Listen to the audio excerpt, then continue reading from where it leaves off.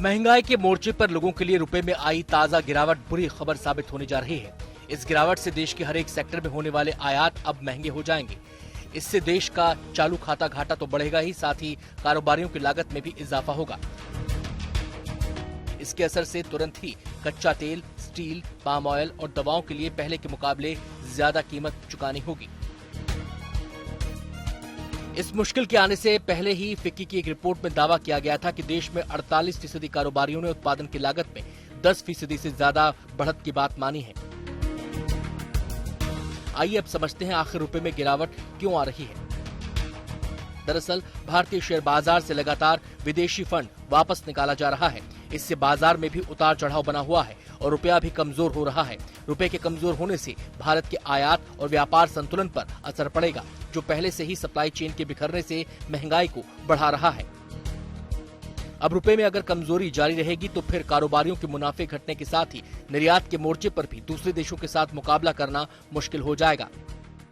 गेहूं के प्राइजेस के अंदर बहुत बड़ा हाइक हम लोग देख सकते हैं अगले महीने जून के अंदर, क्योंकि एफसीआई के भंडारण का इंस्पेक्शन हुआ, जिसके अंदर 8 मई को ये पाया गया कि आयात और निर्यात के रेशियो के अनुसार हमारे को प्राइजेस के अंदर कहीं ना कहीं इंक्रीमेंट करना पड़ेगा क्या होगा इंक्रीमेंट, और जिसकी वजह से हमारे गेहूं से जुड़े हुए, मतलब व्हीट से जुड़े हुए जो भी कमोडिटीज हैं, चाहे वो ब्रेड्स हैं या बिस्किट्स हैं या फिर कुछ भी उससे प्रोसेस होकर जो बनकर आता है, उन सबके प्राइसेस बढ़ना तय है। महंगाई के मोर्चे पर इसके अलावा भी कई बुरी खबरें लोगों को आने वाले दिनों में हकीकत बनकर परेशान कर सकती हैं।